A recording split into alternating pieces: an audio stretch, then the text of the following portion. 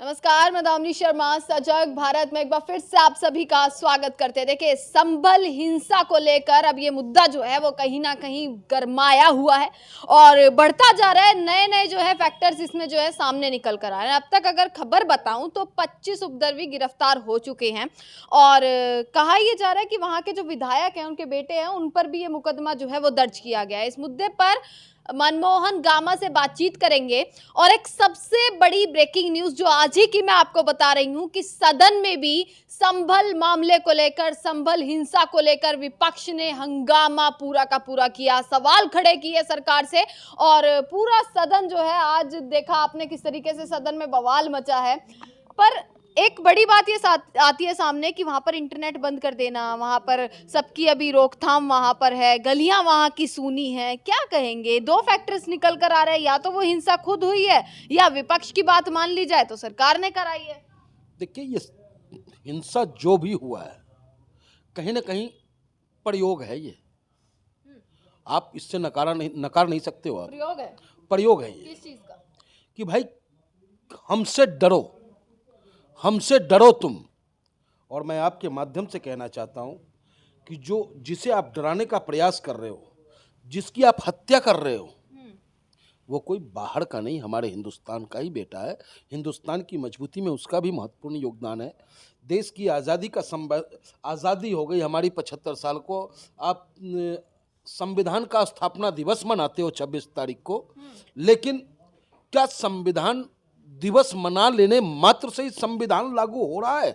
मैं ये पूछना चाहता हूँ आपके माध्यम से संभल के जिलाधिकारी महोदय से, वहाँ के कमिश्नरेट से, वहाँ के एसएसपी महोदय से कि आखिर ऐसी क्या बाध्यता रही कि आपको गोली चलानी पड़ी। और इससे पहले भी सर्वे हुआ, क्यों नहीं वायलेंस हुआ?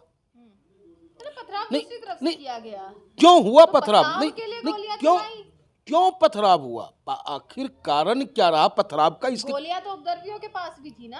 नहीं, अब तो आप ढाक के तीन पात करते रहो। आपकी सरकार, आप खुद जज हो, आप खुद मुंसिफ हो, खुद कातिल और खुद फैसला सुना दो। आप ऐसा क्यों लगता है? मतलब कहीं भी दंगा हो, कहीं भी हिंसा हो तो सीधा सीधा सरकार ही वो चीज कराएगी।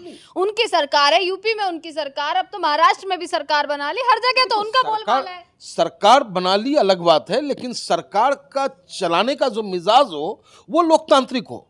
अगर हमने आपको वोट नहीं दिया तो क्या आप मेरी हत्या करेंगे? जब आप जीत जाते हो तो आप मेरे भी सीएम होते हो, जब आप जीत जाते हो मेरे भी विधायक होते हो, जब आप जीत जाते हो मेरे भी पार्षद होते हो।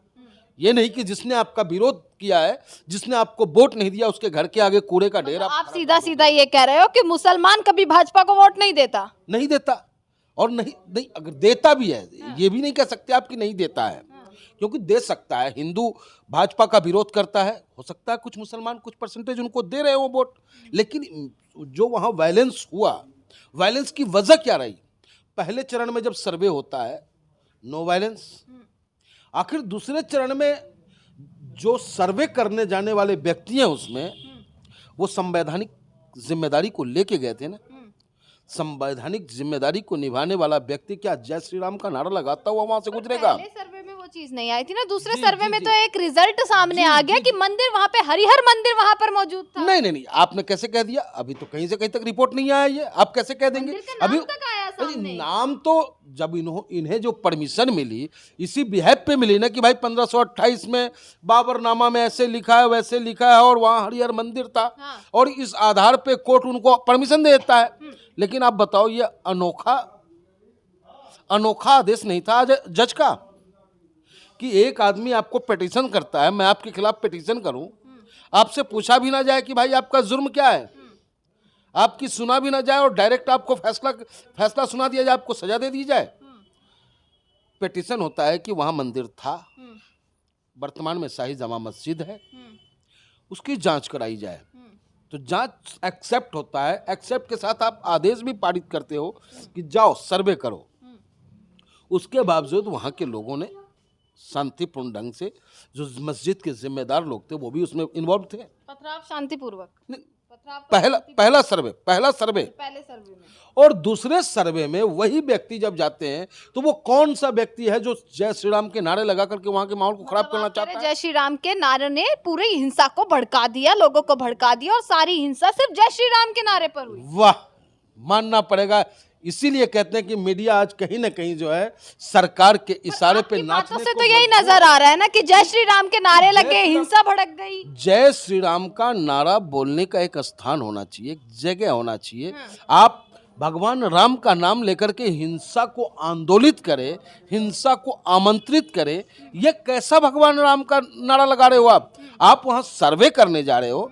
तो जैसे वहाँ पे जब जय श्री राम के नारे लगने शुरू हुए, क्या विष्णु जी ने लगाए नारे या उनके साथ जो बाहरी लोग थे वो गए थे उन्होंने लगाए नारे? जांच का विषय है। उसके बाद वहाँ के स्थानीय लोग उग्र हुए, उग्र होकर प्रोटेस्ट करने लगे कि भाई मैं सर्वे नहीं होने दूंगा, या जो कुछ भी कहा हो उन्होंने।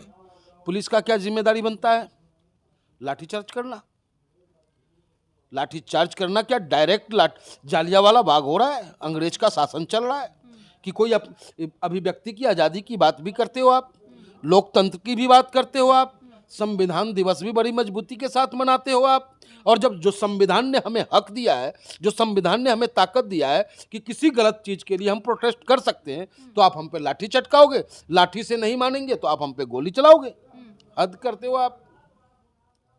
अच्छा, एक अखिलेश यादव इस चीज पर बड़े पीछे पड़े हुए हैं। हालांकि कल राहुल गांधी भी संभल जाने वाले थे, उनको भी रोक दिया गया, वहां पर पूरी पुलिस फोर्स ये उस सब रास्ते पर नौटंकी है, तैनात ये कर सब दी गई। नौटंकी है। अखिलेश यादव लगातार सरकार पर प्रहार कर रहे हैं। नौटंकी है, क्या ये नौटंकी है, अखिलेश यादव की नोटंकी बिल्कुल नौटंकी है। मैं आपको बताऊं, कंट्रोवर्सी में आ रहे हैं वो। मैं आपको बताऊं, अगर इतनी ही सहानुभूति आपको उस परिवार से, मृतक परिवार से है ना, इस उत्तर प्रदेश की जनता ने आपको 37 सांसद दिए हैं। सिर्फ हर महीने अपने एक महीने का 1-1 लाख रुपया तनख्वाह में से निकाल करके वहां दे दो। यहाँ सिर्फ ड्रामा, सबको पता है कि प्रशासन हमें वहां जाने नहीं देगा। 99 सांसद दिया है कांग्रेस को, तो राहुल जी को पता है कि वहां जाने नहीं देगा हमें। तो नौटंकी दिखा रहे हैं कि हमको पुलिस रोक रही है, गिरफ्तारी कर रहे हैं ना। आपके ओवैसी साहब तो कोशिश भी नहीं कर रहे कि चलिए संभल तक चले जाएं। क्या बात, सूची मैंने आपको दिखाई, सूची बाकायदा बैरिस्टर असदुद्दीन ओवैसी साहब ने बनाया है, जिसमें कि हमारे प्रदेश के अध्यक्ष और उनके साथ। कब जाएंगे?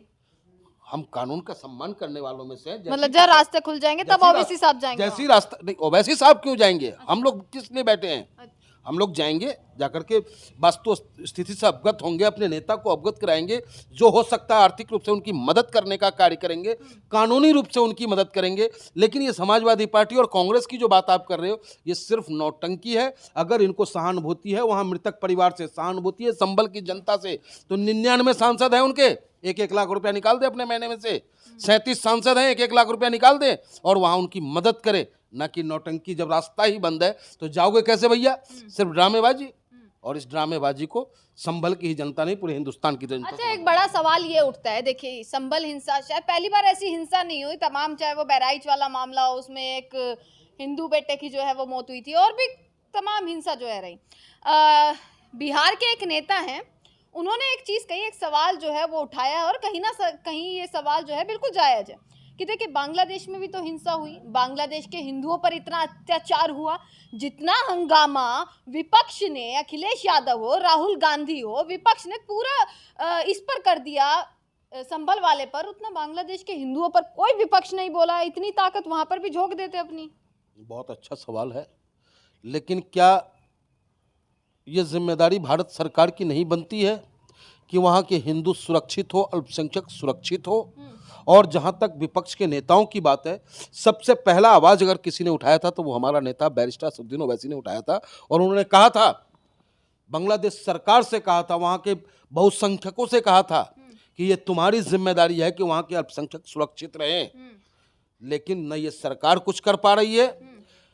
वही सऊदीया में, यूएई में एक इजरायली व्यक्ति की हत्या होता है, 1 घंटे में जांच होता है, 1 घंटे में उसकी गिरफ्तारी हो जाती है। और ये हमारा पड़ोसी देश बांग्लादेश, जो हमारे रहमो करम पे पलता है, हमारे दिए हुए को खाना खाता है, वो उसके बावजूद हमारे सरकार का इकबाल नहीं है कि हम वहाँ के अपने लोगों को सुरक्षित नहीं कर पा रहे हैं। और ढाक के 3 पास सारा ठीकरा विपक्ष में फोड़ना तो यही हो गया ना? नहीं, ऐसे कैसे ठीकरा फोड़ना चाहते हैं? इसका मतलब यही हो गया ना कि विपक्ष ने तो अपनी राजनीति के लिए एक समुदाय को टारगेट बना लिया, एक जाति को टारगेट बना लिया कि ये जाति, ये समुदाय, इसी की बात करेंगे। नहीं, विपक्ष कौन विपक्ष क्या करता है उससे हमें कोई लेना देना नहीं है, लेकिन हम, हमारी पार्टी, हमारे पार्टी के नेता सिर्फ और सिर्फ हिंदुस्तान की राजनीति करते हैं, हिंदुस्तान के लोगों की सुख चैन अमन चैन की बात करते हैं। अब पीड़ित ही अगर मुस्लिम हो, पीड़ित ही अगर मुस्लिम हो तो मैं ब्राह्मण कहाँ से लाऊं, आप ही बता दो हमें। हाँ, कहीं अगर ब्राह्मण पे जुल्म हो रहा हो आप बताएं, अगर मैं ना चलूं, मेरा नेता ना बोले, तब आप हमसे कह देना। बैठिए ना, चुपचाप बैठिए। योगी जी हैं, योगी आदित्यनाथ है, बड़ा नाम है, जीरो क्राइम जीरो हिंसा वाले रूल पर चलते हैं, सुधारेंगे अभी आने वाले समय में। जीरो टॉलरेंस बहुत अच्छा लगता है सुनने में, लेकिन प्रशासन की दहशत इतनी है आज संभल की धरती पे कि एक छोटा बच्चा भी, कहते ना कि सो जा बेटा नहीं तो गब्बर आ जाएगा। पुलिस की वर्दी से इतनी दहशत हो गई है। पुलिस अपनी नाकामी को छुपाने के लिए, जबकि सबको पता है कि खुलेआम हत्याएं हुई है, लेकिन पुलिस, एसएसपी महोदय का बयान कुछ और आता है, डीएम महोदय का बयान कुछ और आता है, सीओ अनुज चौधरी साहब का बयान कुछ और आता है, तो आप किसके बयान को सही मानेंगे? और जो पीड़ित पक्ष है, जिसकी मां बिलख बिलख के रो रही है, उसका सुनने वाला आज कोई नहीं है। तो अभी योगी आदित्यनाथ पर तो है ना, आपको भरोसा तो होगा कि भाई चलिए जो भी उपद्रवी हैं, कैसे हिंसा हुई, कैसे हिंसा भड़की, सारा मामला सामने आएगा। भरोसा है, आज भी भरोसा है, तो न्यायालय पे है। अच्छा। माननीय उच्चतम न्यायालय से मैं अनुरोध करूंगा कि वो स्वतः संज्ञान ले, इसकी जांच कराए, क्योंकि ये हिंसा प्रायोजित है। जब पहला सर्वे हो जाता है कोई वायलेंस नहीं होता, आखिर दूसरे सर्वे में क्यों ऐसा हुआ कि इतनी बड़ी बवंडर बन गई?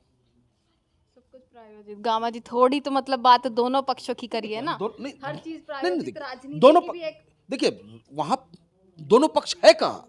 क्या पुलिस हिंदू है या पुलिस संविधान का रक्षक है? मैं आपसे ये पूछना चाहता हूँ। पर जहाँ नहीं, हिंदुओं पुलिस की, हिंदू नहीं। जहाँ पर हिंसा में हिंदुओं की मौत होती है, वहां पर नहीं, कहाँ सबके सब गायब हो जाते हैं। वहां भी हमें दर्द है। जब राम गोपाल मिश्रा मरा, तो ये दर्द मन में ही नहीं, रहता है, नहीं, ये दर्द जुबान नहीं, पर नहीं, नहीं खुल आता ना। खुल के बोलते हैं। राम गोपाल मिश्रा मरा हो या आज 5 बच्चे यहाँ मरे हैं, कोई अडानी अंबानी जैसे धन्ना सेठ उद्योगपति और नेता का बेटा नहीं मरा है।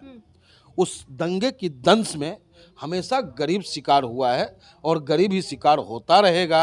आपके माध्यम से मैं संभल के नौजवानों से, माँ बहनों से, दोनों समुदाय से, हिंदू और मुसलमान से कहना चाहूँगा कि मेरे भाई, ये संविधान है, हमारा और तुम्हारा रक्षक है, न्यायालय है, न्याय मिलेगा, लेकिन कोई ऐसा कार्य न करें जो असंवैधानिक हो और अशांति को निमंत्रण ना दे। भड़काओ ना भड़को। जी, अशांति को बिल्कुल निमंत्रण अपना दे, शांति का दान दे। शांति ही तरक्की की राह को प्रशस्त करता है। चलिए देखिए, मनमोहन गामा हमारे साथ मौजूद थे और संभल हिंसा को लेकर नए नए तर्क जो है वो सामने आ रहे हैं, तमाम वीडियोस सामने आई। अब बता दें आपको, मजिस्ट्रेटी जांच की भी वहां पर आदेश दे दिए गए हैं। अब जांच में क्या मिलता है, पूरा मामला क्या था, क्योंकि वीडियोस के बाद जो है अलग अलग अंदेशे जो है वो लगाए जा रहे हैं। इसी के साथ जो भी अपडेट संभल की होगी, कब वहां पर नेता जाएंगे, कब वहां पर रास्ते खुलेंगे, कब वहां पर इंटरनेट खुलेगा, और इंटरनेट खुलने के बाद और क्या क्या खबरें वहां से निकल कर आएंगी, वो सारी खबरें सजग भारत पर आपको देखने को मिलेंगी। देखते रहेगा सजग भारत। आपका बहुत बहुत शुक्रिया।